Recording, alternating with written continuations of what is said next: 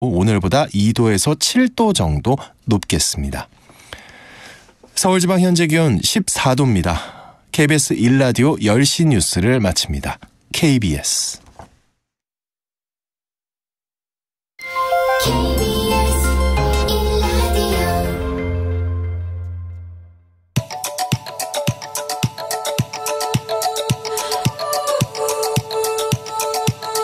김성환의 시사야.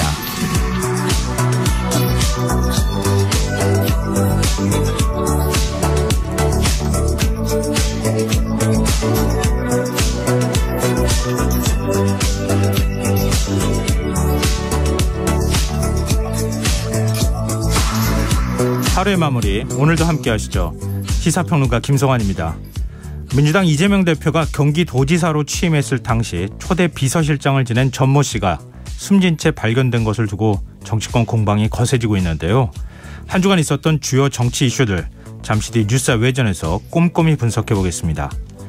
북한이 다음 주 13일부터 시작될 한미연합훈련을 앞두고 군사 도발에 나섰습니다. 우리 군은 북한이 어제 쏜 미사일이 한 발이라고 발표했다가 6발을 쏘아 올린 것으로 정정하며 초기 탐지에 혼선을 빚었는데요. 더 깊이 들여다보는 인터뷰 시간에 전문가와 이야기 나눠보겠습니다.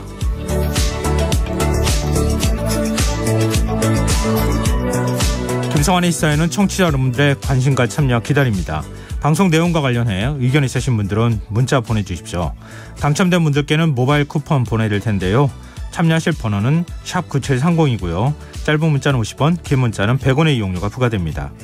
콩 어플리케이션과 KBS 1라디오 유튜브 채널을 통해서도 저희 방송을 실시간으로 시청 또 참여하실 수 있습니다. KBS 1라디오 김성환의 시사야. 그럼 지금 시작하겠습니다.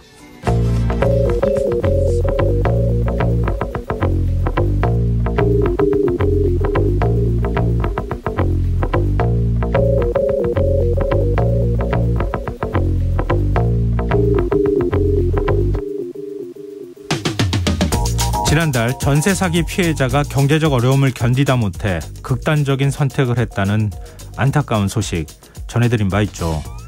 피해자는 실효성 없는 정부 대책을 비판했는데요. 정부가 오늘 전세 사기 피해자 추가 지원 대책을 내놨습니다.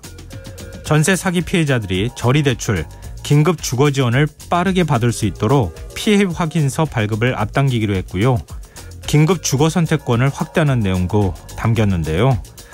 이런 대책만으로 충분한 걸까요? 국토교통부는 지난 대책을 발표할 당시 집주인과 연락이 닿지 않아도 대출 연장이 가능하게 하겠다고 했지만 현장에선 이 지침을 몰라서 대출 연장이 거절된 사례가 빈번히 발생했다고 하죠.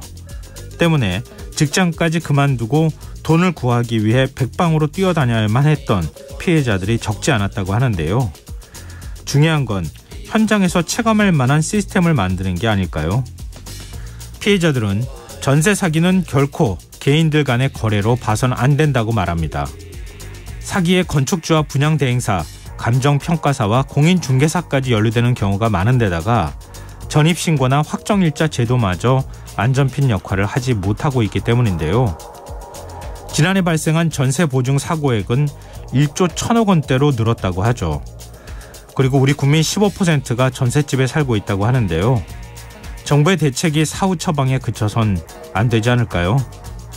KBS 탐사 K 분석 결과에 따르면 사회적 문제가 된 빌라왕 같은 임대인이 최소 176명에 달한다고 하는데 말입니다. 오늘 밤 당신 안에 꿈틀거리는 지식충전 본능이 깨어납니다. 여러분의 자유탐구 영역 김성환의 시사야.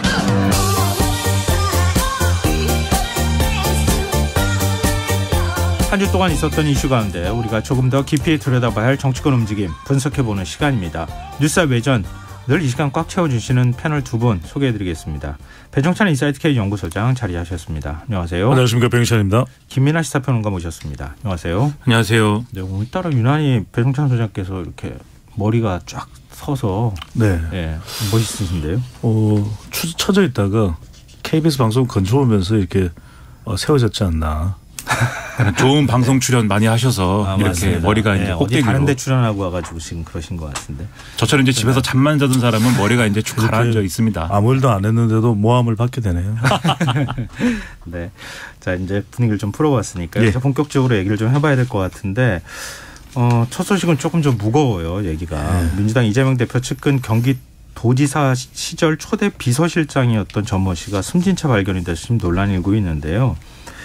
유서에서 자신이 받은 혐의에 대해 억울함을 호소하면서 이재명 대표의 이름을 언급했다. 여기까지 지금 알려져 있거든요. 유서는 지금 유족들이 공개를 거부해서 공개가 안 됐다고 하는데 또 그 일부 내용이 흘러나오는 건 또 뭔지, 누가 그걸 흘려준 건지, 그렇죠. 이것도 좀 이상하고요. 일단 이런 상황 어떻게 보고 계세요, 두 분은? 몇 가지 사안들을 추가해서 이제 말씀드리면서 분석을 해야 될 것 같은데, 저는 일단 결론을 먼저 말씀드리면 이제 있는 그대로를 보는 게 맞는 것 같아요. 그냥 네. 어떤 정치적 해석을 해서도 안 될 것 같고, 고인의 안타까운 죽음 앞에서 또 여러 가지 이야기들이 나오고 있거든요. 네. 근데 다 제각각 정치적 해석을 하고 있어요. 네. 저는 있는 그대로 뭐 어떤 심리적인 압박이 있었든지 또는 무엇이든 부담이 됐든 간에 그런 선택을 할 수밖에 없었다면 그것이 무엇이었는지를 차분차분히 저는 밝혀내고 확인하는 것이 중요한 거지. 뭐 흘러나왔다 유서의 내용을 보니까 어떻다 그 구절만 뽑아서 대서특필을 한다든지 좀 저는 그런 종의 옐로 저널리즘으로 가는 걸 좀 자제했으면 좋겠어요. 그러니까 무슨 말씀이냐면 네. 저는 이 전 비서실장이 네. 이재명 대표와 뭐 가까웠다라는 것은 주지에 또 사실이고 알려져 있는 내용이거든요. 네네. 그리고 근데 좀 검찰 또 조사를 받았던 것도 주지의 사실이고, 뭐 검찰이 또 이제 또 설명한 내용도 있고 또 이재명 대표 설명한 내용도 있는데 일단은 저는 뭐 유서의 내용 일부만 발췌해서 마치 모든 문제는 이재명 대표에 있는 양 그래서 정치를 놓으라고 했다. 뭐 이게 이제 흘러나오는 이야기입니다. 네. 정확하게 더 확인을 해야 될 거고 또 한쪽에서는 그게 아니다. 검찰의 또 압박이다라고 하는데 저는 이게 또 이제 부검영장이 나와서 가족들이 이재명 대표를 오랜 시간 동안 또 면담과 면회를 또 막았지 않습니까? 그죠? 네. 그것도 저는 가족들은 상당히 이런저런 이유로 부담이 됐을 수밖에 없거든요. 저는 있는 그대로 지금 굉장히 예민하고 민감해져 있는 상태고 정치적인 해석을 섣불리 해서는 안 되고 차근차근히 네네. 어떤 이유가 있는지 알겠습니다. 따져볼 필요가 있다는 거죠. 예. 네. 김민하 평론가 어떻게 보세요?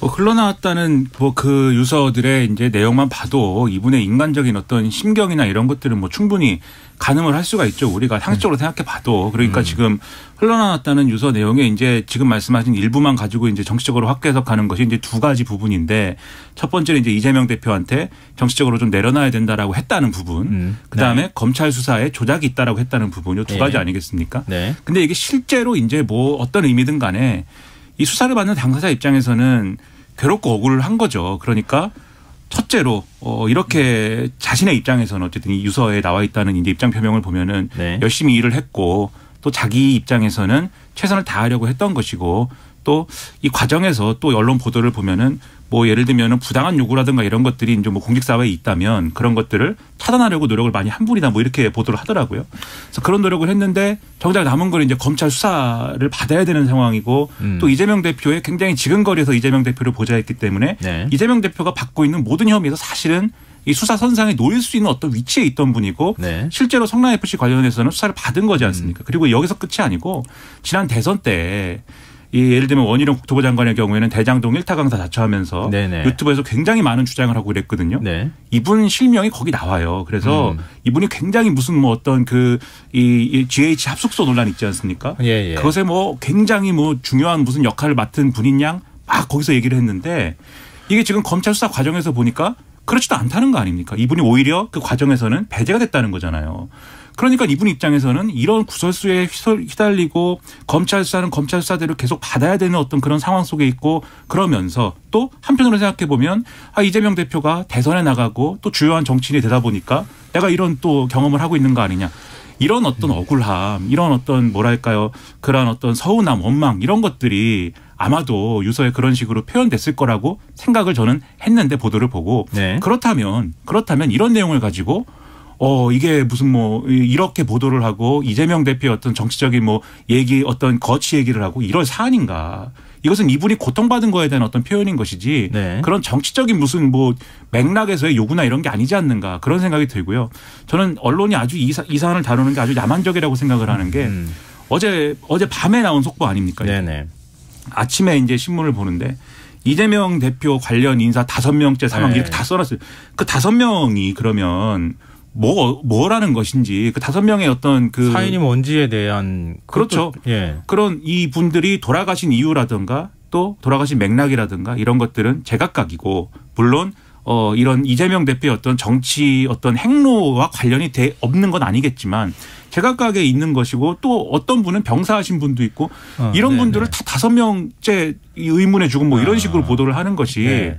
저는 이재명 대표의 이 정치적 유불리를 떠나서 과연 돌아가신 분들에 대한 예의인 것인가 저는 그런 점에서 이 점은 지금 배 소장님이 말씀하신 것처럼 사실을 사실 그대로 보고 이분의 어떤 사망 과정에 억울함이 있다면 그 억울함을 수사기관이 밝히는 것이고 그걸 지켜보는 것이 그 결과를 지켜보고 판단하는 것이 우리에게 필요한 일인데 너무 앞서가면 오히려 너무 이제 큰 실망을 국민들이 할 수 있다. 저는 그 말씀을 드리고 싶습니다.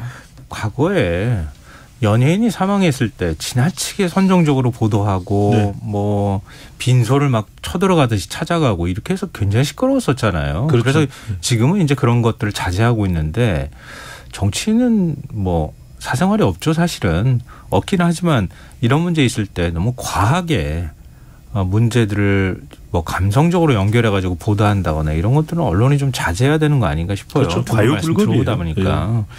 그러니까 정확한 아시고 원인을 알기 어려운 상황이고 유서 내용이 다 공개가 되지는 않았는데 어떤 맥락에서 어떻게 단어가 튀어나왔는지도 알지도 못하는 상황에서 마치 뭘 책임이 있는 듯하게 이렇게 자꾸 몰아가는 거 이게 전형적인 정파적 보도가 아닐까 그런 생각이 드네요. 네, 이 변호사님 여기까지 얘기하죠. 지금 국민의힘 전당대회가 끝났잖아요. 김기현 신임 당대표가 선출이 됐는데 당선 직후에 민주당 이재명 대표와 최대한 빨리 만나겠다 이렇게 해서 협치의 손을 내밀었다고 얘기를 했었고 또 연포탕 끓이겠다는 얘기도 했잖아요. 근데 연포탕도 뭐 하루 만에 사실 좀 최고위원들이 이준석 전 대표 공격하면서 약간 좀 머쓱해진 상황이 돼버렸고 오늘은 또 김기현 대표가 이 대표가 대표 직무를 수행하는 게 적합한지 숙고해야 한다 이런 메시지를 냈어요. 이 지금 집권 여당으로서 개혁을 하려면 민주당하고 어떤 방식으로든 대화가 되어야 하잖아요. 이 어떤 의미로 해석해야 됩니까? 이재명 대표하고는 상대하지 않겠다는 의미로 봐야 됩니까? 아니면 원내 차원에서만 얘기하겠다는 겁니까? 어떻게 봐야 돼요? 방금 전에도 우리가 이제 고인이 있는 뉴스에 대해서 사건에 대해서 정도가 있어야 된다고 그러지만 선이라는 게 중요한 거죠. 결과적으로는 100마디를 해봐야 한 번도 실천을 안 하면은 극복이 안 되는 것이거든요. 그러니까 예. 김기현 대표가 앞으로 같은 또 대표 또 대통령하고는 다르죠.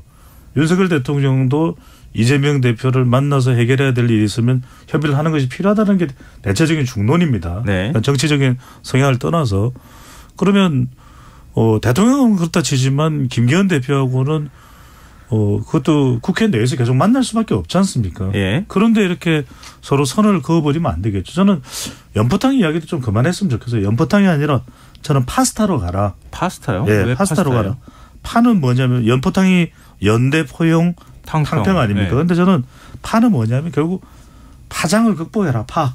네. 그다음에 선은 뭐냐면 자꾸 윤핵관 무슨 이런 이야기 안 나오도록 젊은 세대들의 또 여성들의 스타를 만들어내라. 마지막에 타는 저는 이게 중요하다. 타당. 그러니까 무엇보다도 이 타당 이재명 대표하고 자꾸 이야기를 나누어서 네, 서로도 네. 이야기를 하다 보면 적으로 이 정적이라 그러죠. 우리는 네. 오퍼지션 파티, 야당 또 룰링 파티 하는데 서로 할 일도 많습니다. 그러면 그 해야 되는 일들에 대해서는 타당하게 하면 되는 거 아닌가. 파스타. 맛있잖아요. 파스타에서 논평을 한번 김민하 평론가가 해주세요. 아니죠. 훌륭한 말씀이고 저는 김기현 대표가 네. 배종찬을 해야 된다고 생각합니다. 배종찬. 그게 네. 뭐예요 또? 배포가 커야 됩니다. 상대를 포용하고 네. 배포가 커야 되고 종이 되면 안 됩니다. 예, 누군가의 종이 되면 안 되는 거예요. 대통령실의 종이 네네. 되고 뭐 이렇게 해가지고 이야. 네, 이렇게만 하는 것은 찬요. 네, 그리고 찬성을 많이 해야 됩니다. 누군가 이제 의견을 내고 이럴 때 그건 안 된다라든지 너는 자격이 없다라든지 너는 뭐 우리 당에 적합하지 않다든지 이런 게 아니라 당신 얘기가 옳습니다. 이런 찬성 입장을 많이 표명한 이런 대표가 돼야 된다. 김현우 뭐 평론가의 완전한 파스타 버려요. 파스타 버려. 배종찬으로 가요. 배종찬 정신으로 네, 이 정부를 풀어야 한다. 제 이름이 국보가 됐네요. 자, 네네. 뒷얘기를 어떻게 이어야 될지 모르겠어요. 오늘 좀 짧게 마무리할까요? 자, 그러면은 지금 이른바 김건희 특검법에 대해서 얘기를 좀 해보죠. 예. 민주당이 일단 발의를 했어요. 또 국민의힘은 이재명 대표 부정부패 혐의로부터 국민의 시선을 돌리려고 하는 것이다 이렇게 주장하고 있는데요. 일단 정의당의 태도가 약간 모호하게 돌아섰어요. 그러니까 김건희 특검법을 찬성하는 쪽으로 일단은 힘은 실어준 것 같아요. 근데 구체적인 어떤 이 국회 본회의까지 상정하는 경로가 지금 다른 정도 수준일 것 같거든요. 그렇죠. 어떻게 정의당의 협조까지 얻어낼 가능성이 있다고 보세요? 저는 이게 뭐 정의당 입장에서는 예정된 수순이죠. 저 이제 이 소위 말하는 50억 특검은 하고 김건희 여사 관련된 특검은 안 한다라고 했을 때 그때도 이제 뭐 여러 자리에서 말씀드렸습니다만 정의당이 이 입장을 길게 가져가기 어려울 것이다. 왜냐하면 이 김건희 여사와 관련된 것에 대한 도이치모터스 주가 조작 사건이라든가 이런 것에 대한 특검은 좀 논의가 시기상조다라고 얘기했던 명분은 이제 검찰 수사가 이루어지는지를 좀 더 보겠다라는 거 아니겠습니까? 네. 그게 명분이었는데 네. 그 검찰 수사가 이루어지는지를 그럼 언제까지 판단할 거냐의 문제에 있어서는 길게 판단할 수가 없는 거거든요. 이거는 네. 오래된 사건이기도 했고 또 거기다가 이 주가 조작의 이제 핵심 이 인원이기도 한 권오수 전 회장 등에 대한 어쨌든 판결이 나온 마당에 그다음에 검찰이 어떻게 할 거냐는 굉장히 중요한 문제인데 움직임이 없지 않습니까? 움직임이 그리고 저는 이제 평론가로서 판단할 때는 지금까지 없었던 움직임이 뭐 그 판결이 나왔다고 갑자기 이루어지겠느냐 이것도 저는 의문이었기 때문에 네. 정의당의 입장은 길게 유지가 안 될 거라고 봤는데 실제로 이제 그런 국면에 온 거고요.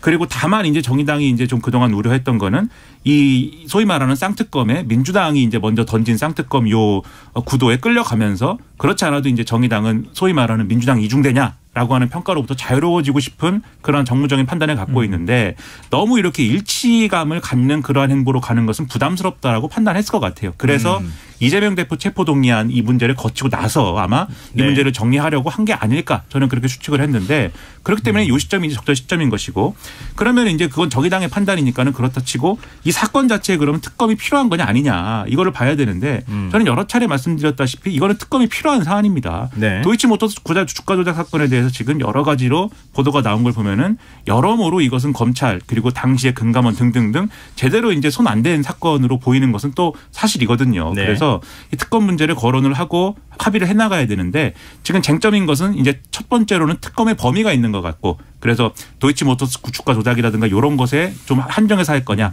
아니면은 뭐 허위 경력이라든가 이런 것이 다 할 거냐 요 문제가 있는 것 같고 그다음에 이제 말씀하신 대로 절차 문제 패스트 트랙으로 갈 거냐 뭐 그냥 갈 거냐 요 문제가 있는데 이것도 좁히는 게 그렇게 어려운 쟁점 같지 않거든요. 네. 그러면 이른바 쌍특검이라는 요 문제에 대해서는 좀 돌아왔지만 제가 볼 때 민주당하고 정의당 사이에는 어느 정도의 이제 좀 교집합이 찾아지는 그러한 경우의 수가 더 많지 않을까라는 생각입니다. 네. 저는 데이트에서 이유를 찾아보는데 당위적인 부분이 아니라 현실적으로 할 수밖에 없다. 먼저 정의당을 짧게 말씀드리면 네. 여론을 의식하는 거죠. 왜?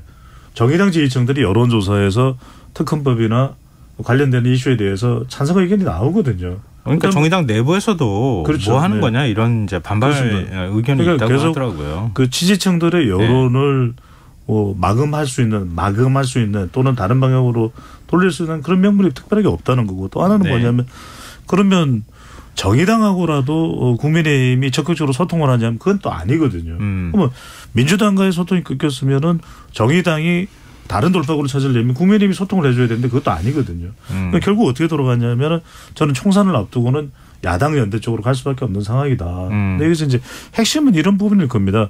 김건희 특검에 대해서 물어보면 제가 수치는 말씀 안 드립니다만 여론상으로도 찬성 여론이 지속적으로 계속 높거든요. 그 네. 비율은 이제 달라지더라도 그러면 이게 이제 사법적인 방향성이냐 사법적인 이유냐 아니면은 정치적인 목적이냐 다분히 저는 정치적 목적이라고 봐요. 왜냐하면 다른 걸 특별히 지금 야당에서 꺼내들 만한 카드가 없습니다. 왜?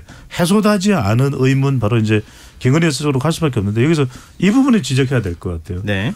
그러니까 이렇게 이제 또 정의당과 합해지는 연장선상에는 저는 두 가지가 있다. 하나는 노동 문제. 노동 문제에 그거는 정의당의 정말 기본 베이스거든요. 그럼 이거는 더불어민주당과 노동 문제 관련해서는 대국민의 힘 전선 또 윤석열 정부가 대립각을 세울 수밖에 없다. 또 하나는 이제 바로 이 일본 문제입니다. 지금 야구도 상당히 지금 우리 촉각을 곤두세우고 있는데 네. 16일 17일은 또 일본 한일 정상회담이 있는데 이 제3자 배상안 관련해서는 이거는 네네. 두 정당이 더불어민주당 정의당이 같이 갈 수 있는데 저는 짧게 요약 정리하면 이거예요. 그런데 이렇게 했을 때 더불어민주당의 지지율이 그럼 올라가느냐. 지지층들은 결집할 겁니다. 그런데 외연 확장성은 중도층이나 MZ세대나 여성까지 흡수하는 것은 이렇다더라도 김건희 특검을 한다고 하더라도 제한적일 것 같아요. 제한적일 수밖에 없다. 사실은 지금 얘기가 됐으니까 기왕 나왔으니까 정의당 얘기도 좀 더 해보고 싶은 욕심이 좀 있는데 왜냐하면 정의당이 앞날이 사실 좀 불투명한 상황이잖아요. 정의당 내부에서 또 갈등이 좀 굉장히 심각한 상황이기도 한 것 같고 지금 이제 노동 분야 말씀하셨지만 정의당의 가장 큰 지원 세력이 이 노동 세력이라고 봐야 그렇죠. 되겠죠.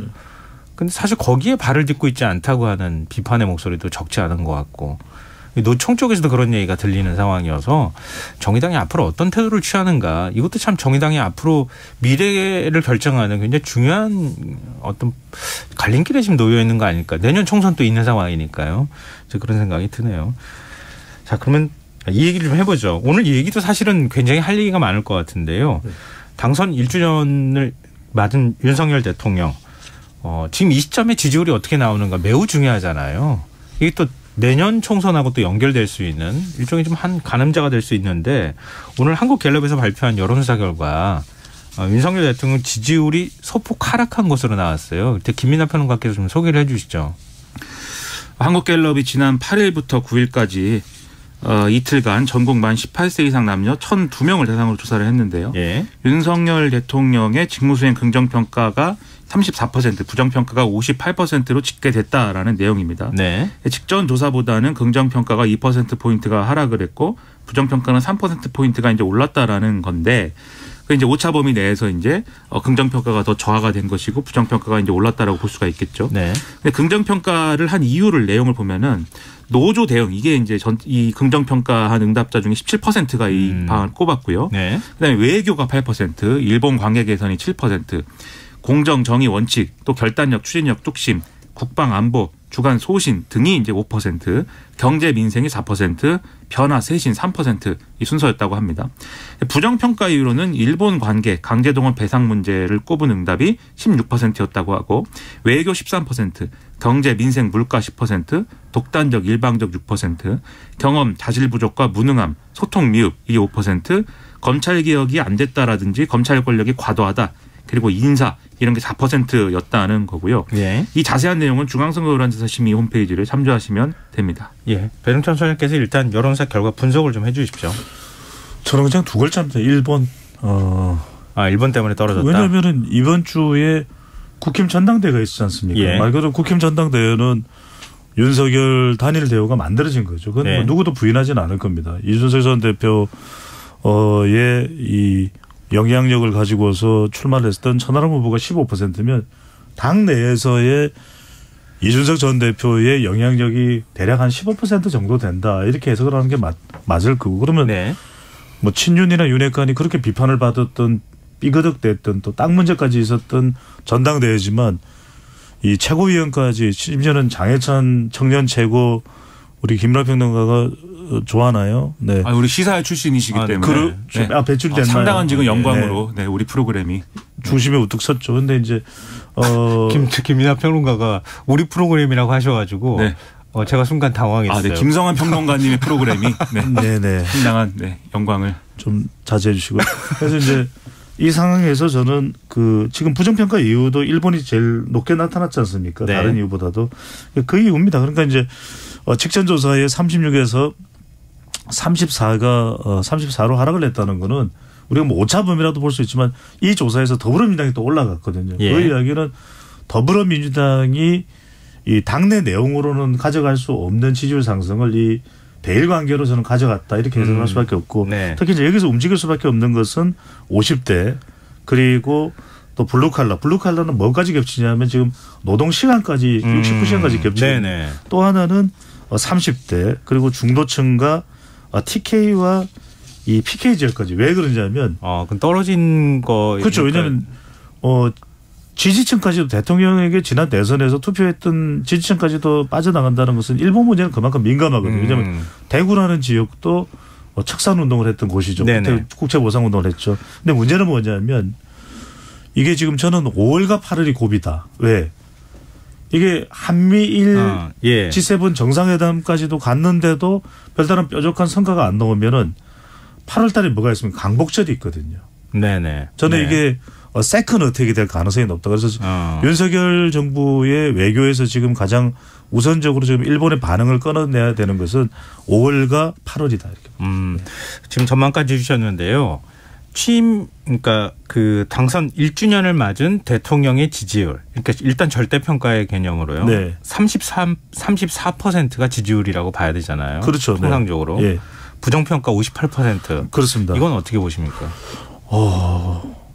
상당히 이 대내외적으로 좀 실망스러운 수치죠. 왜 그러냐면 임기 당선 1년이기 때문에 한껏 지지율이 그래도 높을 만한 그런 시점이거든요. 네. 이제 뭐 자동응답 조사 중에서는 뭐 40%대가 나오는 것도 있지만 최근에 이제 이 한일 관계 관련된 부분은 상당히 부담이 된다. 네. 이렇게 해석을 할 수밖에 없고 좀 과제가 해결되어 나간다기보다는 여전히 과제를 해결해야 되는 대통령 당선 1주년 시점이다 이렇게 봐야 되겠죠. 네, 김민하 평론가 어떻게 보십니까? 저는 이제 뭐 수치도 수치지만 절대적인 수치도 수치지만 이 수치가 지금 굉장히 그 조직화되어 있다. 네. 잘 안 움직인다. 특히 이제 부정평가의 경우에는 이게 안 어우러진다라는 특징이 지금 이미 잡혀져 있는 것 같아요. 그 이유는 어쨌든 윤석열 대통령에게 취임 아주 직후에 보면은 여론조사 결과나 이런 걸 보면은 국민들이 기대를 그래도 걸지 않았던 게 아니거든요. 네. 그래도 어쨌든 새로 대통령이 됐으니까 좋은 모습 많이 나올 것이고 그런 것들이 어쨌든 취임 초기에는 어떤 좋은 평가로 이어질 수 있다. 기대할 수 있었는데 사실 요 1년 내에 일어났던 여러 가지 일들을 돌이켜보면 이 대통령의 어떤 그런 좋은 모습, 통치자로서의 어떤 좋은 모습을 돋보이는 사건들보다는 그렇지 않은 사건들이 훨씬 많았고 그런 것들이 사람들의 뇌리에 더 강하게 박혀있는 그런 상황이 만들어졌습니다. 그러다 보니까 보수 언론에도 이제 어떤 지적들이 나오냐면 제가 칼럼 이런 거를 자세히 보는데 지난 대선 구도가 안 바뀌었다. 그러니까 소위 말하는 비호감 대선이다라고 하는 규정이 있었고 그리고 양측 지지층이 어쨌든 서로에 대한 비호감을 가지고 최대 결집했을 때는 정말 아슬아슬한 차이로 승부가 갈렸다. 이 평가가 있는 거지 않습니까? 이 구도가 안 바뀌고 그리고 지금 윤석열 대통령이 이러한 통치 스타일을 고수할 경우에는 지금 뭐 지지율하고 관계없이 다음 총선도 비슷한 구도일 것이다. 보수 언론에 이런 지적들이 나와요. 그러면 이걸 바꾸기 위해서라도 대통령이 좀 변화된 모습을 보여줘서 이 상황을 바꿔야 되는데 그렇지 않은 거 한 게 아니냐. 이 지적이 나오거든요. 그게 이 지지율에도 그대로 나타나고 있다고 봐서 저는 통치 스타일의 변화 이런 것들을 뭐 바뀌기 어려운 것이지만 좀 모색을 해야 된다라고 생각을 합니다. 그럼 김민하 평론가께도 똑같이 한 번 더 질문을 좀 드리고 싶은데요. 강제동원 배상안에 대한 국민들의 인식은 그렇게 썩 좋지는 않은 것 같아요. 지금 이제 전반적으로 나오는 걸 보면. 근데 지지율 떨어지는 거는 상대적으로 그렇게 많이 떨어진 것 같아 보이지는 않아요. 그러니까 그 평가가 부정적인 평가가 많이 나오는 것에 비하면 왜 이런 현상이 나타난다고 보세요? 저는 뭐 이게 쉽게 말하면은 첫 번째로 이제 일본과의 관계 개선이 그래도 이제 중요하다라고 생각하는 계층들이 있습니다. 보수 유권자층에는 지금도 이제 보면은 긍정 평가 중에 이 외교하고 일본 관계 개선이 상당히 이제 있는 거지 않습니까? 이런 걸 보면은 일본과의 관계 개선이 필요하다라고 생각하는 층이 있는데 이 신념이 어디서 나오냐면 전 정권이 일본과의 관계를 망쳤다라고 하는 그 규정에 대한 어떤 반발 심리로서 나오는 게 있거든요. 이걸 가지고 보수 유권자층의 지지가 지금 버티는 측면이 있다. 이게 하나가 있고 그다음에 이게 결국은 한미일 협력 이런 것들이 대북의 이제 일종의 이제 대북 정책 그러니까 북핵 문제에 또 대응하는 어떤 하나의 전략이다 이렇게 인식하는 측면들이 있어요. 그래서 이런 것들이 또 일정 정도 영향을 미친다고 보는데 중요한 거는 어쨌든 우리 대통령 윤석열 대통령도 그런 얘기를 했다지 않습니까? 내가 이 아소다로 왔을 때 그 얘기 했다는 거잖아요. 지지율 10% 내려가도 하겠다. 그렇죠. 10%가 내려가도 일본과의 관계 개선을 하겠다라고 얘기를 했는데 중요한 건 또 우리 국민들이 평가하는 기준 중에 좋다 우리가 이렇게 양보를 했다면 일본도 그만큼 우리한테 해주는 게 있어야 한다. 여기서 좀 일본의 태도 변화가 있으면 그래도 이제 이 일본과의 관계에 대한 평가는 좀 달라질 수 있을 거예요. 그런데 당장 오늘도 보면은 하야시 요시마사 외무상이 자민당 이 의원들하고의 어떤 대화나 이런 과정에서 아예 그 강제동원 사실을 부정을 한다는 거지 않습니까? 그리고 이 제3자 변제라는 거에 대해서 빚이 없는데 저 사람들이 뭘 변제한다는 거냐. 이런 태도라는 거 아닙니까? 그리고 실제 일본의 이 우파 정치인들이 그런 주장을 계속 하거든요. 기시다 총리한테. 그러면 과연 일본과의 관계 개선에 있어서 태도 변화를 우리가 기대할 수 있는 거냐. 그렇지 않은 것이고 그러면 이게 제가 볼 때는 더 악화될 수 있는 게 결국 이 문제는 외교 아마추어 이런 논란으로 갈 거거든요. 그러면 네. 다 내주고 얻은 거 뭐냐. 네. 그런 점에서는 이게 결국은 좋은 어떤 평가를 받기는 여전히 어려운 사안이다라고 생각을 합니다. 네. 아까 배종찬 소장께서 말씀하셨던 것처럼 그렇죠. 네. 일단 일본 실무 방문이 있을 거고 16일, 다음 주에 17일, 네. 그리고 이제 그 기시다 총리하고 정상회담 할 거고 그랜드 네. 바겐을 지금 하겠다 이렇게 얘기를 하고 있는데 네. 도대체 어느 정도 규모의 그랜드 바겐이 나올 것이냐 이걸 보고 국민들이 아마 판단하려고 하지 않겠느냐 그게 아직도 여론에 다 반영된 건 아닐 개연성이 있다 이거 하나 그렇습니다. 하고 네.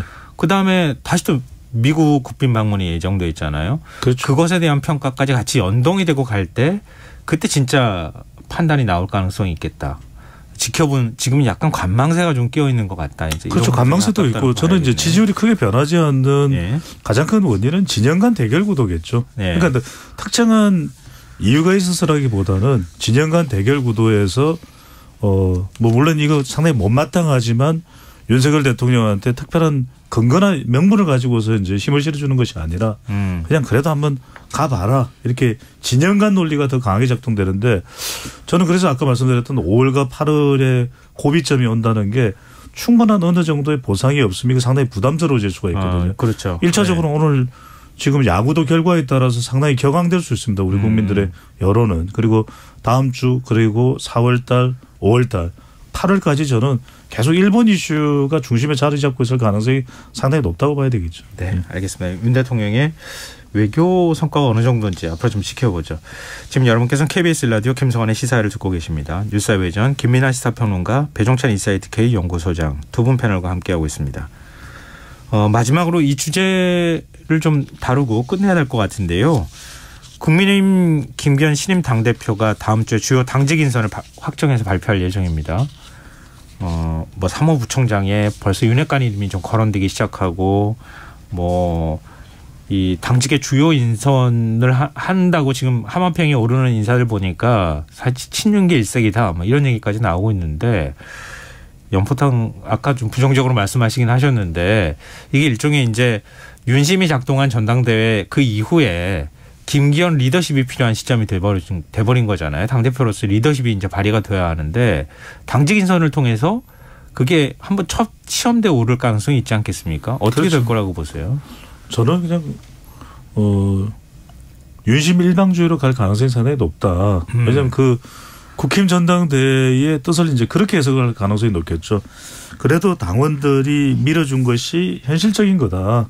물론 연포탕이라는 것도 굉장히 당위적인 것이거든요. 네네. 그렇다면 결국 지금 벌어지고 있는 우리 여의도 정치판의 정치가 이른바 당위성을 강조하는 뭐 독일어로 하면은 졸렌이 아니라 그냥 저는 있는 그대로 힘의 논리대로 가는 자인이다. 그렇기 때문에 이걸 특별히 거슬러서 더 이준석 전 대표하고도 뭔가 좀 교감할 수 있는 시도를 하고 이러지 않을 거라고 봐요. 그러니까 이제 사무총장도 지금 거론되는 인물들이 뭐 이철규 의원이 거론되고 있기도 하고. 예. 그러니까 뭐 몇 명이 있더라고요. 이른바 예, 윤심결집 쪽으로 가고 예. 여야가는 총선까지도 더 대치 국면으로 간다. 이렇게 봐야 되겠죠. 그럼 과연 네. 김기현 대표한테 실질적인 뭐 인사권이 뭐 얼마나 있을까요? 그거부터가 의문입니다. 왜냐하면은 네. 이 전당대회는 어쨌든 쭉 계속 설명하고 해설했듯이 결국은 윤석열 대통령의 친정 체제를 만들기 위한 전당대회였고 김기현 대표는 사실 그거 하겠다고 손든 사람인 거잖아요. 결국은 네. 내가 하겠다라고 자임했던 것이고 당원들은 그것을 그렇게 해보세요라고 추인한 것이기 때문에 지금 사무총장을 뭐 이른바 이제 4대 윤핵관 중 한 명이 이철규 의원이 한다는 소문이 파다한데 김기현 대표가 이철규 의원을 뭐 좋아해서 너무 가까워서 정치적으로 아삼육이어서 그러겠습니까? 이 윤핵관이라는 타이틀은 김기현 대표가 준 게 아니지 않습니까? 네. 그러면은 김기현 대표 입장에서는 연대 포용 탕평의 연포탕을 끓이고 싶어도 끓일 수 없는 것이죠. 그건 안 되는 것이고 예. 당장 이제 최고위원들이 이준석 전 대표 당장 바로 당선 다음 날부터 이준석 전 대표 콕 집어갖고 비난하는 그 흐름도 그렇고 이 윤석열 대통령이 전당대회 축사에서 뭐라고 했냐면 당의 위기를 정치적으로 악용하는 이런 세력은 안 된다. 싸워야 된다. 이렇게 얘기했거든요. 그리고 당의 이 어떤 위기를 정치적으로 악용한다는 것은 당 외부에 있는 사람들한테 하는 얘기가 아니지 않습니까? 네. 결국 끝나지 않는 겁니다. 공천할 때까지 이 내부의 어떤 그러한 이 윤석열 대통령과 코드가 안 맞는 사람들에 대한 어떤 충돌, 항쟁 이런 것들은 끝나지 않을 수밖에 없는 거고 그 역할을 김기현 대표가 하는 것이기 때문에 결국 연포탕은 연대 포용 탕평이 아니고 끓는 물에 뭘 집어넣는 그런 이미지만 남게 될 가능성이 크다 이렇게 볼 수밖에 없는 근데 거죠. 요즘 기자들도 굉장히 헷갈릴 것 같아요. 메시지가 계속 이렇게 달라져요 보니까. 왜냐하면 뭐 주례회동한다 대통령하고 당대표하고. 주례회동이 주례보고잖아요 사실은. 과거 개념으로 얘기하면 우리 이렇게 가겠습니다. 그렇죠. 대통령한테 보고하는 거라고 예전에는 받아들여졌단 말이에요. 근데 그랬다가 오늘 또 김기현 대표가 의원총회에서 당이 정책 주도권을 가져야 한다. 대통령실과 정부에 끌려다니지 않겠다. 뭐 이런 입장을 밝혔어요. 당연히 그렇게 하죠. 왜냐하면 이제 당원들 앞에서는 존례를 이야기해야 되거든요. 예. 어떻게 당이 나가야 된다라는 이제 교과서상에 나와 있는 이야기를 할 수밖에 없는. 그럼 당원들 앞에서 당원 우리 소속 의원 여러분들 기대하지 마세요. 저는 무조건 하고 대통령 말씀만 따를 거예요. 그렇게 이야기 안 하잖아요. 근데 이제 그렇게 당원 이 소속 의원들에게는 적극적으로 설명을 하고 예. 이제 김기현 대표의 이제 행동과 결정이 어떻게 나오는지를 보는 것이 더 중요한 거죠. 그러니까 지금 정치는 발언을 볼 것이 아니라 액션, 행동을 봐야 되는 거죠. 근데 이게 사실은 전당대회는 100% 당심으로 했기 때문에 당원들을 상대로 해서 소구력을 가질 수 있는 이른바 윤심, 윤석열 대통령, 윤석열 정부의 성공을 위해서 당원들이 힘을 실어줘야 한다는 논리가 성립될 수 있는데 전당대회가 끝난 거 아니에요. 이제는 국민을 대상으로 해서 정치를 해야 되는 거라는 거죠. 근데 아까 말씀하셨던 것처럼 행동이 바뀌지 않으면 이 총선에 그렇게 좋은 영향을 미칠 것 같지 않아 보이기도 하거든요. 그렇죠. 그걸 위해서 지금 말씀하신 것처럼 전당대회 때 겨뤘던 상대들에 대한 어떤 포용 그리고 그분들이 어쨌든 어떤 역할을 할 수 있도록 하는 배려가 필요하고 아마 김기현 대표는 내심으로는 그렇게 하고 싶을 거예요. 대표 역할을 잘하고 싶겠지. 지금 말씀하신 것처럼 나는 대표가 됐지만 이걸 뭐 망쳐야겠어 뭐 이렇게 생각할 수는 없는 거 아닙니까? 네. 잘 하려면 그리고 어떤 행동이 필요한 건지를 김기현 대표가 누구보다도 잘할 건데 본인 일이니까 네. 할 수가 없는 거예요. 할 수가 없는 조건 속에서 대표가 된 것이고 그리고 김기현 대표가 혹시라도 자기 의견을 이제 이렇게 내세우면서 대통령하고 어긋나는 길을 간다. 최고위원들이 가만히 있겠습니까? 이미 완전히 강력하게 대통령실하고 이제 결합이 돼버린 네네. 최고위원들이 가만히 안 있을 것이고 네. 지금 당원 당규가 바뀌었기 때문에 최고위원들이 서로 동의하면 이 지도부 붕괴되는 거예요. 아, 그렇죠. 그렇죠. 그러면 네. 김기현 대표가 더더욱 지금 자유롭게 움직일 수 없는 거고 제가 그 주례회동 얘기가 굉장히 의미심장한 게 뭐냐면 이 주례회동이 필요하다는 얘기는 대통령실이 하는 거거든요. 예. 그래서 대통령실이 심지어 일주 한 번은 너무 과하니까 2주에 한 번 합시다. 이렇게 얘기했다는 보도가 있어요. 네네. 일주에 한 번 하는 거는 과거에 대통령이 총재이던 시절에 예. 이 당대표가 가가지고 보고한 게 이게 일주일의 주례회동인데 뒤집어 얘기하면 대통령은 지금 그 생각을 하는 겁니다. 그러니까 명예 당대표 얘기도 나오고 막 그랬잖아요. 이 전당대회 과정에. 예. 그런 당의 모습을 대통령이 그리고 있다라고 볼 수밖에 없는 것이고 그러면 이 구도에서는 김기현 대표가 자기가 생각하는 좋은 당대표, 모범적인 대표 역할을 할 수 없는 조건이 이미 들어왔다. 그거 변하지 않는 거죠. 그러니까 명예당 대표가 아니라 상임 고문 얘기했었던 거 말하는 거죠. 그게 명예당 대표였었나요? 명예 당대표다라는 명예당대표. 보도가 나왔죠. 네. 그런 예, 얘기까지도 예. 거론이 예. 된다. 예. 시간이 없어 아주 짧게 말씀드리면은 결국 그래서 저는 말이 아니라 행동을 봐야 된다는 게 전당대회로 새로 구성된 지도부를 윤석열 대통령이 어젠가요? 오늘인가요? 만찬을 하지 않습니까? 아, 예. 그러면 사실은 더 탕평이고 연포탕이라고 생각한다면 또 윤석열 대통령이 더 통큰 방향으로 간다 그러면 그 최종 본선에 나섰던 후보자들을 다 관저로 불러서 만찬을 가지면은 이런 우려들이나 다 의심들이 다 불식되는 것이거든요. 그런데 그 액션이 있느냐 없느냐를 보면 되는 거예요. 글쎄요. 윤 대통령 인사말 보니까 그럴 가능성이 높아 보이진 않는데 한번 앞으로 어떻게 하는지 좀 지켜보죠. 배종찬을 해야 됩니다. 아, 그러네. 핵심은. 네, 배종찬이 필요합니다. 이제는 정말 이 이름이 흔해져 버리겠네요. 자, 오늘 여기서 마무리하겠습니다. 뉴스외전 지금까지 김민하 시사평론가 배종찬 인사이드 K 연구소장 두 분과 함께했습니다. 고맙습니다. 고맙습니다. 고맙습니다.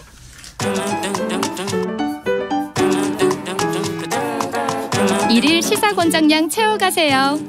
골고루 담았습니다. 당신만을 위한 하루 시사 김성환의 시사야. 북한이 어제 서해상으로 탄도미사일 여러 발을 발사했습니다. 그동안 미사일 도발을 계속 이어온 북한이지만 탄도미사일을 서해로 발사한 건 올해 들어 또 처음이라고 하는데요. 이번 도발에 담긴 북한의 메시지는 무엇인지, 우리는 또 어떻게 대응해야 할지 조한범 통일연구원 선임연구위원 연결해서 얘기 나눠보도록 하겠습니다. 위원님 안녕하세요. 예, 안녕하세요. 예, 어제 북한이 발사한 미사일, 처음에는 단거리 탄도미사일 이렇게 발표가 됐다가 지금 근거리 탄도미사일로 바뀌었거든요. 이게 어떻게 다른 겁니까? 예, 뭐 큰 차이가 없습니다. 아, 같은 거예요? 예, 탄도미사일은 이제 하늘 높이 이렇게 공을 던졌다가 떨어지는 것 같은 탄도를 그리는 미사일이고요. 예. 그러니까 단거리는 1000km 이내를 단거리라고 얘기를 하고요. 예. 그다음에 이제 3000까지가 중거리, 예. 5500까지가 중거리. 그다음에 이제 우리가 많이 들었던 ICBM이거든요. 예. 근데 이제 1000km 이내에서도 그러니까 SRBM은 쇼트 레인지라고 해서 이제 단거리고, 그다음에 CRBM은 이제 근거리. 그러니까 단거리에서 아주 짧은 거리거든요. 단거리보다 1000km, 일반적으로 더 짧은 걸 근거리 예, 이렇게 그러니까 표현하는군요. 큰 구분은 없습니다. 아, 그렇군요. 1000km 이내가 단거리인데, 예. 그 중에서도 아주 극단적으로 짧은 사거리 뭐 이렇게 과학적인 개념은 없습니다. 정의는 보통 한 200-300km, 300-400km 이내로 하는 게 이제 그 CRBM이기 때문에 네. 그 부분은 뭐 큰 차이는 없습니다. 근데 저녁 시간에 약간 어둑어둑할 때 사거리가 짧은 미사일을 동시에 발사한 이유가 있을까요? 그 부분이 이제 보통 지금 최소한 6대의 텔 이동식 발사대에서 쐈거든요. 예. 6발이 동시에 발사가 되는 거죠. 예. 그런데 그 이동식 발사대라고 하는 그 발사대에 4발이 들어가는 캐니스터라는 통이 있거든요. 예. 그러니까 6대면은 이제 24발이 들어가는 거거든요. 예. 근데 그러면 이제 그 4발의 캐니스터가 들어있으니까 4발을 연속으로 쏘면 되거든요. 예. 근데 그게 아니라 그 4발씩 들어있는 걸 동시에 6발을 쐈거든요. 아, 네. 그 얘기는 뭐냐면은 이제 보여주는 거죠. 그러니까 일반적인 사격 훈련이라면은 캐니스터에 있는 4발을 동시에 순차적으로 쏠 텐데. 예. 그게 아니고 이제 동시에 여러 발을 쏠 수 있다는 걸 보여준 거죠. 아. 그러니까 지금 한미연합훈련이 있기 때문에. 네. 여기에 대해서 의도적으로 우리가 이 정도의 보복 능력이 있다. 동시 발사 능력이 있다. 실제로 이제 이번을 습격이라는 표현을 썼거든요. 네. 그러니까 이제 기술적으로 쏠 수 있다는 걸 보여준 거죠, 북한이. 아니 근데 아무리 그래도 동시에 발사가 됐다 하더라도 탐지를 할 때는 각각이 탐지가 안 됩니까? 근데 좀 우리가 군 당국이 밝힌 거 보면 한 발이라고 했다가 갑자기 발수가 늘어났잖아요. 그게 왜 그러냐면요. 예. 지금 이렇게 이제 레이더의 특성이. 예. 레이더는 직선으로 그 전파를 잡거든요. 예. 그럼 이제 한국은 이제 한반도 지역은 산이 많거든요. 예. 그러니까 이 전방에 산악 지형이 있으면, 예를 들어서 이제 이 남쪽에서 각도를 잡으면 전방에 예를 들어서 1500m의 산이 있다 그러면은 각도를 잡으면 이게 높이 올라가면은 한참 뒤에 이제 그 표적이 잡히거든요. 네. 그런데 이번에 쏜 건 CRBM의 특징은 뭐냐면 사거리가 짧고 그다음에 고도가 아주 낮아요. 그러니까 산악 지형이 있으면은 초기에 못 잡힙니다. 아, 그렇군요. 이거 뭐 우리 군의 무능력이 아니고. 예. 구조적으로 그렇습니다. 그러니까 6발을 쐈더라도. 예. 이게 처음에는 이제 그 포착 자체가. 예. 이게 애매할 수가 있죠. 근데 그러니까, 이걸 한번 좀 여쭤보고 싶어요. 예. 남쪽을 향해서 이렇게 동시에 쐈다 그러면은 요격을 해야 되잖아요. 우리 입장에서. 예. 요격을 해야 되잖아요. 예. 만약에 남쪽을 향해서 쐈다고 가정하면 이렇게 동시에 여러 발을 한 통에서 한꺼번에 확 쐈다는 거잖아요. 예. 그러면은 동시에 날아올 거 아닙니까? 근데 우리 방어 시스템에서 요격을 할 때 이렇게 날아와도 요격을 할 수가 있습니까? 그러니까 날아 올라갈 땐 이번에 서쪽으로 갔거든요. 예. 이번엔 연습이니까 그렇게 한다 치더라도요. 예. 그런데 이제 남쪽으로 내려오면. 예. 산을 넘어서 내려오거든요. 예. 그때는 바로 포착이 됩니다. 아, 포착도 되고 요격도 가능하다는 그렇죠. 건가요? 예. 그런데 이제 고도가 낮으면. 예. 요격할 수 있는 시간이 상당히 낮아지죠. 아, 그러네요. 그렇죠. 이게 짧아지죠. 예. 그러니까 그 부분을 노린 거고. 일단 서쪽으로 쐈기 때문에 포착은 상당히 어려웠고요. 예. 그러나 남쪽으로 내려온다 그러면은 내려오는 순간까지는 그러니까 고도를 높여 내려올 때는 레이더가 잡습니다. 근데 이제 문제는 그 레이더로 잡은 다음에 요격할 수 있는 시간이 아주 짧다는 얘기죠. 예. 이게 그걸 지금 위협으로 보여준 거예요. 일단 우리가 그런 대응이 돼 있느냐의 문제도 또 있기 때문에 좀 우려가 돼서 제가 좀 여쭤본 건데요. 그런데 이제 이건 아셔야 돼요. 예. 왜냐하면 모든 미사일 요격망은 미국도 그렇고 100% 요격은 못합니다. 네. 그러니까 상당히 많은 부분을 잡고 우리의 잔존 능력으로 보복 공격을 하는 거지 100발을 쏘면 100발을 다 잡는다라는 요격 개념은 없어요. 그러니까 뭐 국민들 우려는 충분히 이해하지만 네. 그러니까 상당히 많은 부분들을 상쇄를 한다고 그러면 네. 요격시에는 성공하는 겁니다. 그런 점을 노렸다. 이렇게 또 해석이 예. 가능하겠네요.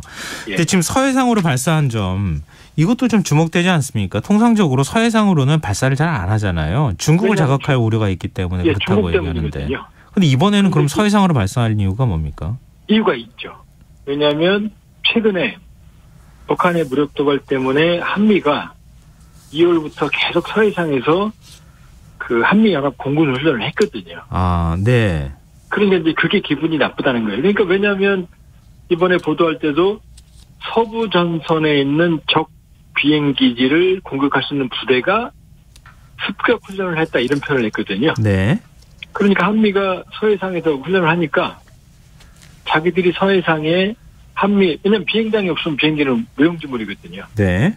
그러니까 그 비행장을 무력화할 수 있다는 걸 보여준 훈련을 명시적으로 한 거죠. 그렇군요. 지금 그 한미 연합 훈련에 대응한 나름대로 어떤 무력 시위 성격을 갖고 있다고 분석을 해주셨잖아요. 예. 근데 지금 다음 주 예정된 한미 연합 연습 자유의 방패는 이게 어떤 훈련입니까? 원래 군대는 훈련을 안 하면 안 됩니다. 해야 됩니다. 네. 근데 이제 우리가 문재인 정부 때 그 한반도 평화를 위해서 우리가 인내했죠. 예. 훈련 이제 양보하겠다. 왜냐 북한은 우리가 훈련을 하면 대응 능력이 없거든요. 예. 그러니까 북한이 이제 항상 원했던 게 훈련 중단이거든요. 예. 그다음에 트럼프 정부도 북미 관계 개선을 원했기 때문에 이제 우리 정부하고 이제 보조를 맞춘 거죠. 한 5년 동안 안 했죠. 예. 근데 사실은 훈련을 해야 됩니다. 예. 근데 거기다가 이제 북한은 한반도를 공격할 수 있는 핵 공격까지 위협까지 지금 공개하고 있기 때문에 네. 여기에 대한 대응을 하는 거거든요. 예. 근데 이번 훈련이 상당히 강도가 높아요. 어떤 그러니까, 성격에서요? 그러니까 이제 과거에는 이제 일부는 1, 2부로 나눠서 일부는 이제 방어, 2부는 반격 이런 측면인데 예. 이번은 이제 북한의 그 위협이 커졌기 때문에 네. 반격 쪽에 더 방점이 있어요. 굉장히 공세적 훈련이라는 거잖아요. 예. 그러니까 엄밀히 말하면은 방어도 있지만 북한이 공세적으로 나오니 예. 한미도 상당히 공세적으로 하겠다는 대응 훈련이거든요. 그러니까 여기에 대해서 북한이 아주 강력하게 지금 반발을 하고 있는 거죠. 그러면 과거의 어떤 패턴으로 보면 북한이 지금보다 훨씬 더 강도가 높은 도발을 할 가능성 있지 않을까요? 예, 이게 시작입니다. 제 전망이 틀리길 바라고 있습니다만. 네. 이제 김정은 위원장까지, 김 위원장은 보통 훈련에 안 나오거든요. 예. 근데 이번에는 일상적인 훈련에 나왔고 딸까지 데리고 나왔거든요. 네. 그렇게 보면 이번 훈련이 이제 본격화되면, 상당히 많은 훈련들이 지금 그 예정이 돼 있거든요. 네. 그 중에 이제 야외 기동 훈련은 아직 안 했어요. 예. 여기 이제 대규모 사단급 이상의 사실 최강의 이제 야외 기동 훈련을 지금 하려고 지금 예정이 돼 있는데. 네. 그럼 분명히 이제 북한이 이건 시작이고요. 여기서 끝이 아닐 겁니다. 그럼 어떤 형태의 도발이 있을 수 있습니까? 그러니까 일단은 그런데 이제 북한이 아무리 화를 내더라도 대대식 도발에는 한계가 있어요. 예. 한미의 전력이 압도적이기 때문에. 예. 그러니까 무한정 도발할 수는 없는 거고요. 그러니까 한미가 대응하기 상당히 어려운 그 원점 확인이 안 되고 겸허한 이런 도발 아니면 ICBM의 정상각도 발사나 이건 한 번도 해본 적 없거든요. 네. 그다음에 인공위성 발사를 그 명분으로 한 사실상 ICBM 엔진 시험이라든지 예. 이런 매우 한미가 대응이 어렵고 한미가 상당히 피곤해야 할 도발, 특히 이제 원점 확인이 어려운 예를 들면 과거에 아픈 기억입니다만은 목함지뢰 도발이나 예. 천안함 폭침 같은 경우는 원점 확인이 안 되거든요. 예. 무인기 도발도 사실 원점 확인이 안 됐거든요. 정확하게. 그런 교묘한 도발할 가능성이 있고 한미한테 상당히 아픈 그런 도발할 가능성이 있기 때문에 네. 한미 당국이 상당히 좀 긴장을 해야 될 상황인 거죠. 무엇보다 더 사실 국민들이 우려하고 있는 점은 혹시 국지 도발 가능성을 우려하고 있거든요. 그거는 쉽지 않을 거예요. 아, 그건 쉽지 않습니까? 지금 상황은 한미도 윤 정부나 바이든 정부가 힘에 의한 억지를 지금 강조하고 있기 때문에 네. 지금 만약에 국지도발을 한다고 그러면 명시적으로 한미도 지금 거기에 대한 대응을 할 수밖에 없는 상황이거든요. 네. 북한도 그걸 알아요. 그러니까 지금 도발하는 게 9.19 군사합의는 안 깨는 선에 지금 그 선을 좀 교묘하게 유지하고 있거든요. 네. 그러니까 명시적으로 도발한다 그러면은 한미도 지금 선언한 게 있기 때문에 네. 여기에 대한 대응을 안 할 수밖에 없거든요. 안 할 수 없거든요. 네. 그러니까 그렇게 명시적인 국지 도발은 쉽지는 않을 겁니다.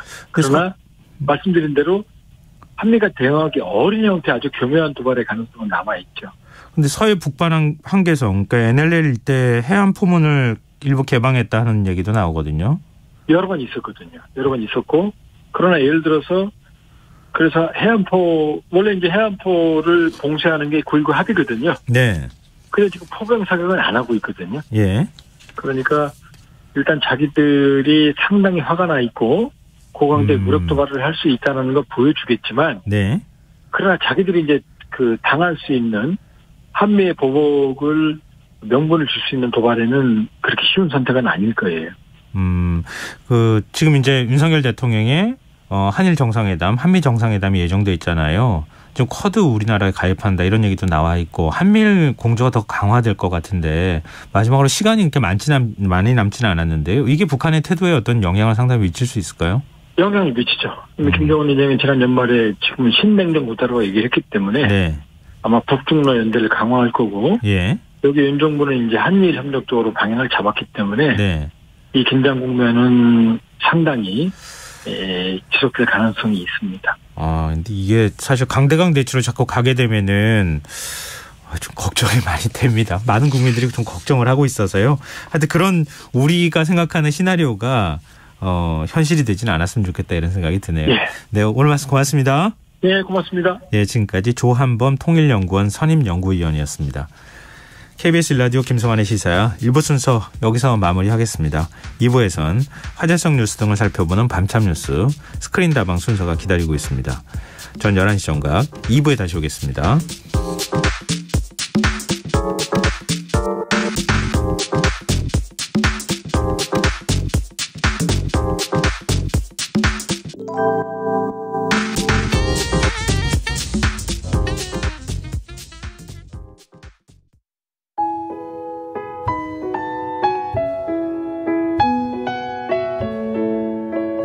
경제적인 어려움에 처한 위기 가정들이 늘고 있습니다. 복지 사각지대에 처해 있는 가정들을 미리 찾아서 지원하고 위기로부터 구하는 일이 시급한데요. KBS 강태원 복지재단은 전국의 복지관과 연대해 복지 사각지대에 있는 위기 가정들을 찾아서 지원하는 운동을 시작합니다. 생활고로 인해 소중한 생명과 가정이 파탄나는 비극이 다시는 일어나지 않도록 이 일에 함께해 주십시오.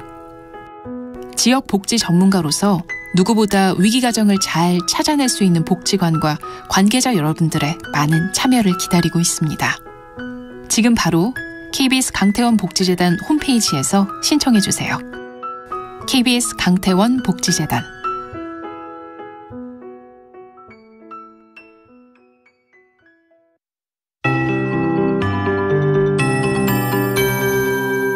KBS 58분 날씨. 오늘 서울 지방의 낮 최고기온 22.2도까지 오르면서 평년보다 12.9도나 높아 5월 초에 해당하는 기온을 보였습니다. 내일도 전국의 낮 기온 20도를 넘는 것이 많겠습니다. 하지만 모레 전국에 비가 내린 이후 월요일 아침 서울 지방 영하 3도까지 내려가는 등 영하권의 꽃샘추위가 예상됩니다. 갑작스런 기온 변화에 건강 유의하시기 바랍니다. 내일 고기압의 가장자리 들겠습니다. 전국이 대체로 맑다가 오전부터 구름이 많아지겠고 모레는 전국에 비가 오겠습니다. 글피 새벽까지 이어지는 것이 있겠습니다.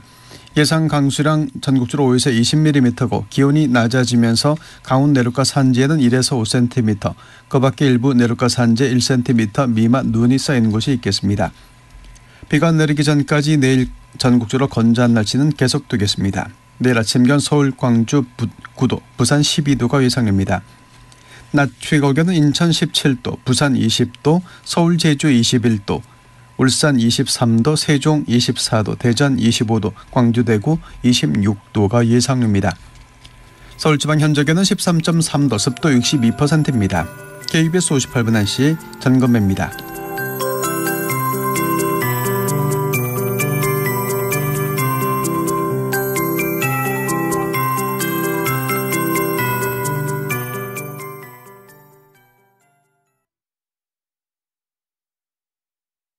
정성을 다하는 국민의 방송 KBS가 11시를 알려드립니다. AM 711kHz, FM 97.3MHz, KBS 1라디오입니다. HLKA.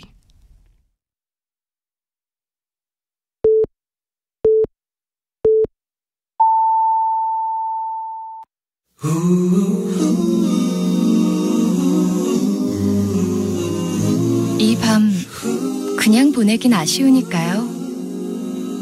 당신의 하루의 끝까지 야무지게 채워드립니다. 당신의 지식충전소 김성환의 시사야.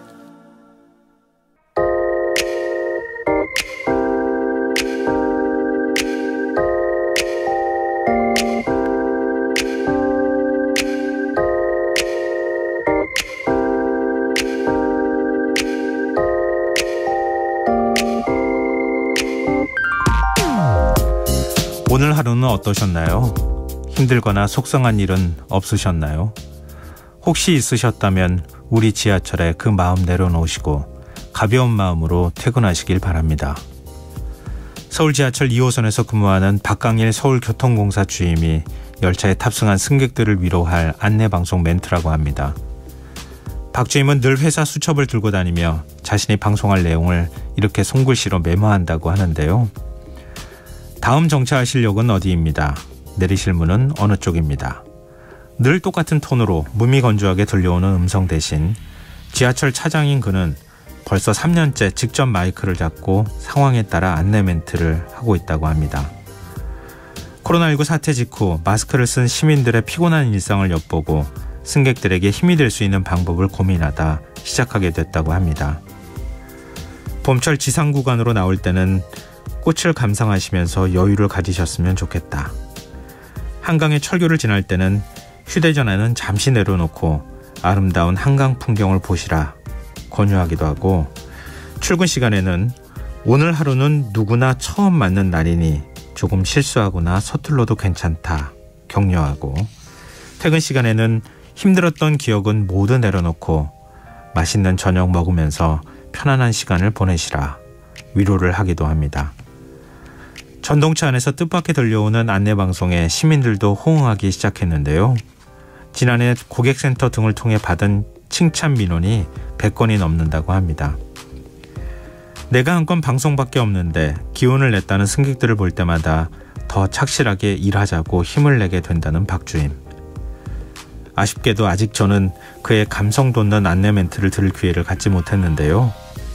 앞으로는 2호선을 탑승할 때마다 귀를 쫑긋 세우고 박강일 주임의 이런 음성이 흘러나오길 기대할 것 같습니다. 지금 당장 꽃을 피우지 못했다고 해서 다른 사람과 비교하지도 힘들어하지도 않으셨으면 좋겠습니다. 지금은 그저 나의 계절이 아닐 뿐 나만의 꽃을 피울 시기를 기대하면서 오늘도 행복한 하루 보내시길 바랍니다. 지금까지 오늘의 발견이었습니다.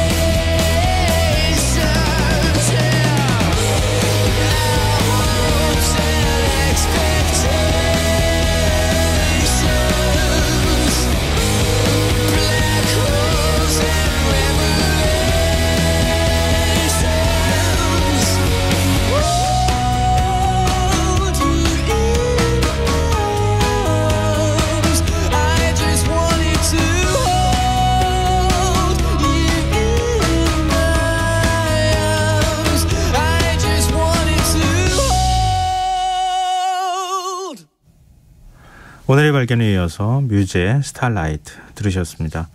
김성환의 시사는 언제나 청취자 여러분의 관심과 참여 기다립니다. 오늘도 방송 내용과 관련한 청취자분들 의견 많이 들어오고 있는데요. 김경숙님, 평범한 말 한마디가 누군가에게 큰 위로가 되고 마음이 따뜻해지기도 합니다. 시사야 들으며 차분히 하루를 정리해 봅니다. 이렇게 문자 주셨고요. 박정민님, 혼자 운전하고 다니느라 하루를 위로하는 기관사님의 멘트는 못 듣는데 부럽네요. 저는 오늘 늦게 퇴근하는데 밤 공기의 온도가 달라진 것에 기분이 좋아졌어요. 이렇게 문자 주셨어요. 저도 그런 느낌 받았어요. 내일은 모레부터 조금 좀 추워진다고 얘기하는데요. 이미 봄은 우리 앞에 성큼 다가온 것 같습니다. 좀 있으면 꽃이 활짝 필 것 같아요. 좀 여러 가지 힘들다고 얘기하시는 분들이 많은데요. 그래도 자연은 계속 움직이는 것 같습니다. 그래도 잠시 꽃이라도 감상할 수 있는 여유를 우리가 좀 가지면 어떨까 그런 생각이 드네요. 네, 문자 주셔서 정말 감사드립니다. 계속 많이 주십시오. 저희가 추첨해서 당첨된 분들께 모바일 쿠폰 선물로 드리겠습니다. 참여하실 문자 번호는 샵9730이고요. 짧은 문자는 50원, 긴 문자는 100원의 이용료가 부과됩니다. 콩 게시판 KBS 일라디오 유튜브 채널을 통해서도 무료로 참여하실 수 있습니다. KBS 일라디오 김성환의 시사회와 함께하고 계신 지금 시각은 11시 8분입니다.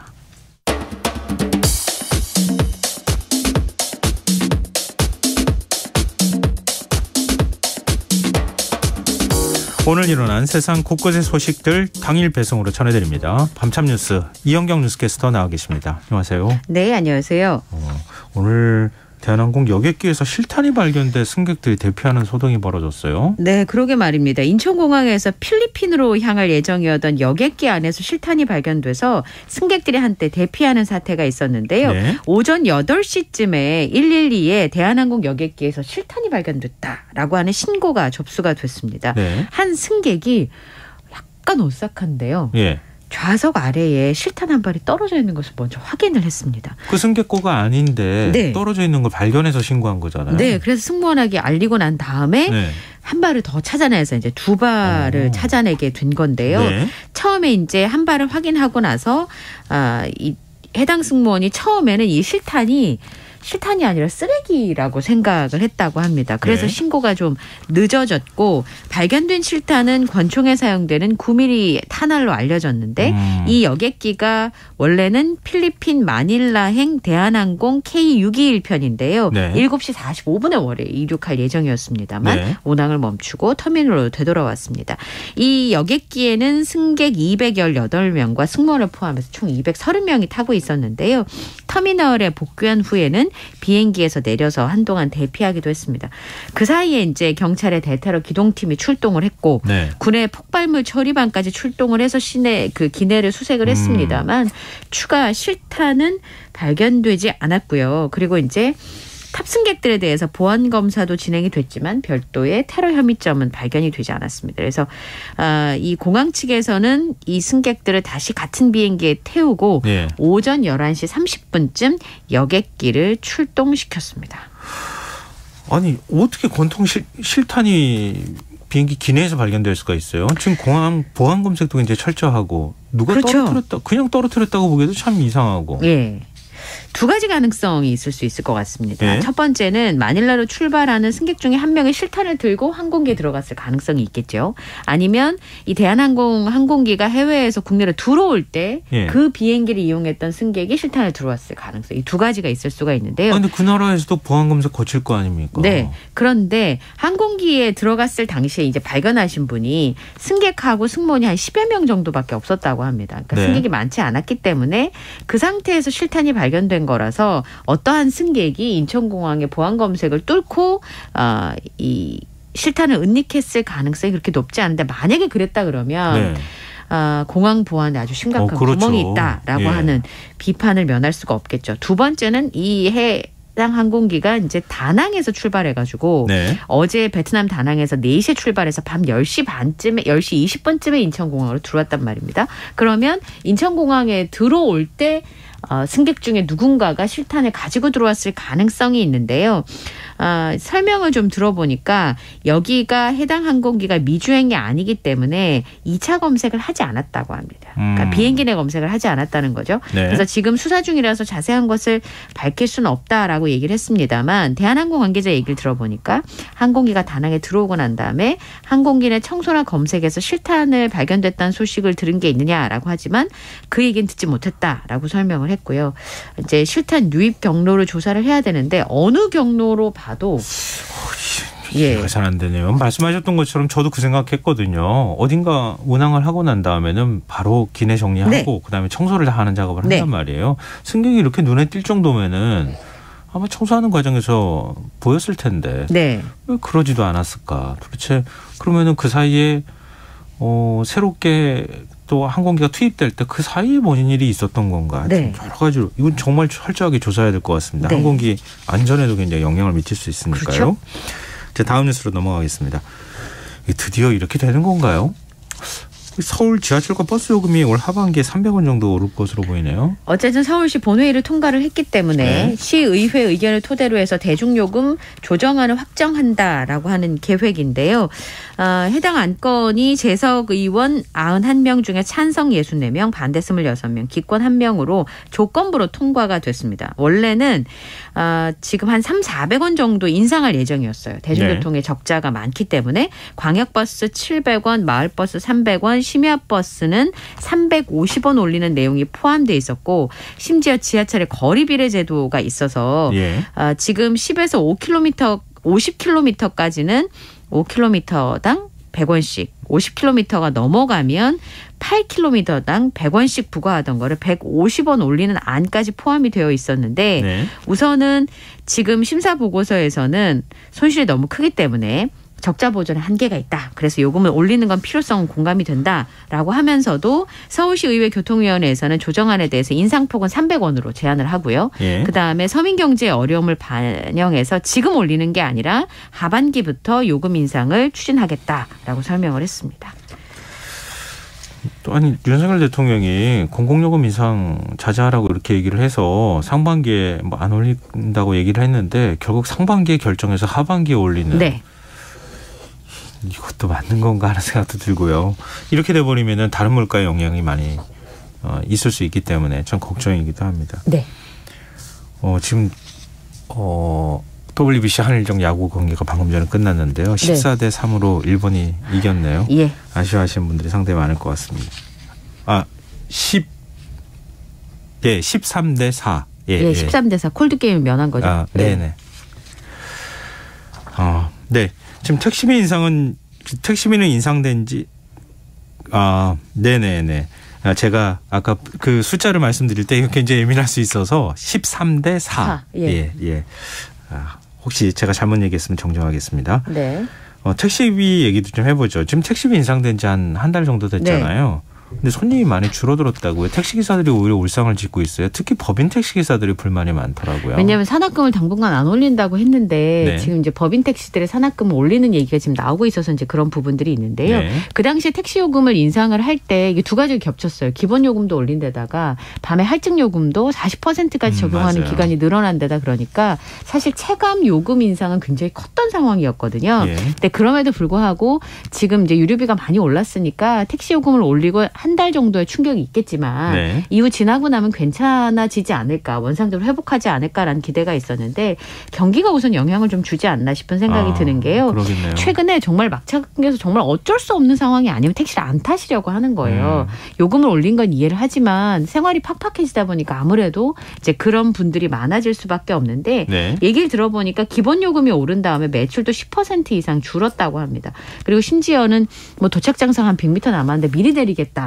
라고 하는 승객들이 있을 정도로 이제 그런 부분들이 있고요. 또 요금을 다른 시군 같은 경우는 서울시를 제외하고 올리지 않은 지역도 있는데 네. 거기도 승객들이 많이 줄었다고 하거든요. 그러니까 경기가 일단 제일 영향을 미쳤다고 봐야 되겠네요. 네, 그렇게 보는 것이 합리적일 거란 생각이 좀 들고요. 특히나 지난달에 택시 요금을 3,800원에서 4,800원까지 기본 요금 올릴 때 서울시에서 기준금을 5월 31일까지 동결을 했습니다. 네. 근데 6월이 되면은 기준금 인상에 들어갈 가능성이 높다라고 보고 있는데 어쨌든 적자를 보고 있으니까 적자를 메워야 되는 상황이잖아요. 예. 그러면 기준금은 이제 법인 택시를 운영하시는 분이 산학금이라고 해서 회사에 납입하는 네. 금액인데 뭐 개인 택시라고 별반 지금 상황이 좋지는 않습니다만 네. 그 기본 금액을 채워야 되는 법인 택시 기사분들의 경우는 부담이 훨씬 더 큰 거죠. 그렇죠. 많이 운행을 해서 많이 벌어야지만 어느 정도 보전이 되는데 지금 같은 상황은 아까 말씀드린 것처럼 매출 자체가 안 나오는 상황인데다가 그러니까 택시 요금 올랐으니 기준금도 올리겠다 이런 거잖아요. 단순히 이런 논리로 지금 얘기를 하고 있다는 거 아니에요? 네. 올렸는데 승객은 줄었는데. 예. 그러다 보니까 이런 부분에 있어서 굉장히 택시를 운영하시는 분들한테는 어려워져서 실제로 직업을 바꾸려고 하는 택시기사분들이 많으시고 이미 이제 직업을 이직하신 분들도 그래서 택시기사 숫자가 줄어들어서 법인 택시가 지금 운행을 못하고 네. 그냥 놀고 있다. 네. 근데 승객들은 택시가 없어서 발을 동동 구르고 있다. 네, 맞아요. 그래서 법인 택시 기사들이나 아니면 개인 택시 기사들을 더 많이 지금 이제 거리로 나오게 하기 위해서 그 택시 요금을 인상해야 한다. 그러니까 특히나 이제 심야에 할증을 많이 올려준 네, 거죠. 그런 논리로 했던 거잖아요. 네. 근데 결과는 또 이렇게 나오는 거예요. 그러니까요. 이게 참 이 정책이라는 게 이렇게 어렵습니다. 주변 상황이 바뀔 때마다 거기에 맞추다 보면은 또 다른 상황이 발생하고 예. 그 효과를 제대로 못 발휘하는. 근데 이렇게 요금 올렸는데 택시 잡기가 어려워지잖아요. 그러면 네. 승객들의 불만은 또 커질 수밖에 없거든요. 참 이게 쉽지 않은 일입니다. 그래서 참 정책을 만드는 게 이제 세밀하고 그렇죠. 좀 미래를 내다볼 수 있는 정책들을 만드는 게 중요하겠다는 생각이 드네요. 네. 좀 손님이 많이 들었으면 좋겠습니다. 기사분들이 너무 힘들어하셔서. 네, 지금 여러분께서는 KBS 라디오 김성원의 시사회와 함께하고 계십니다. 밤참 뉴스 이어가겠습니다. 오늘 시민들과 경찰이 합심해서 화재를 진압했다고 하는 훈훈한 소식이 있어요. 네, 지난 7일 낮 12시 반쯤에 나주시 금남동의 상가의 임시벽에서 불이 났어요. 예. 그래서 지나가던 시민이 경찰 순찰차를 발견을 한 거예요. 예. 그래서 불이 난 곳을 향해 손짓을 하니까 금성지구대 소속의 조유빈 경장과 동료들이 순찰차 안에 소화기가 있어가지고 그걸 가져오거나 아니면 양동에 물을 받아서 경찰관에게 이제 전달을 해서 불을 끄기 시작했습니다. 경찰하고 시민들이 십시일반 나서서 화재를 진압한 덕분에 119 소방대가 도착하기 전에 인명피해 없이 화재를 진압할 수가 있었습니다. 많은 시민들의 도움으로 화재를 막을 수 있었다면서 이 경찰관 분들도 시민들에게 감사의 마음을 전했는데요.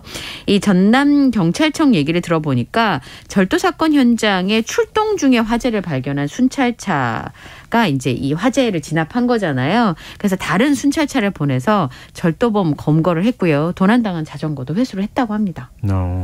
그런가 하면 20대 남성이 자신의 차량을 희생해서 의식을 잃은 1톤 트럭 운전사를 구했다는 소식도 있어요. 네, 지난 7일 오후 7시에 화성시 비봉 매송 고속화도로 매송 방면 도로에서 50대 운전자가 모는 1톤 트럭이 중앙분리대를 연거푸 들이받으면서 1차로를 서행하고 있었습니다. 예. 근데 커브길에서도 방향을 안 바꾸고 분리대를 막 긁으면서 계속 가는 거예요. 네. 그러니까 주변에서 이제 걱정이 되니까 뭐 경적도 울리고 상향등을 켰습니다. 반응이 네. 없었다고 합니다. 예. 근데 그 뒤에 20대 운전자가 따라오고 있었는데 네.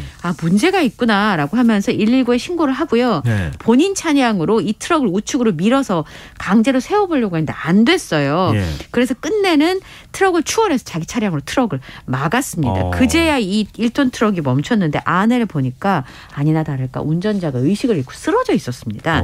그래서 뒤이어 출동한 구급대원들이 병원으로 옮겨져서 현재는 의식을 회복한 상황인데 이 50대 운전자는 일을 마치고 집으로 가던 중이었는데 피로감에 의식을 잃은 것 같다고 진술을 했고요.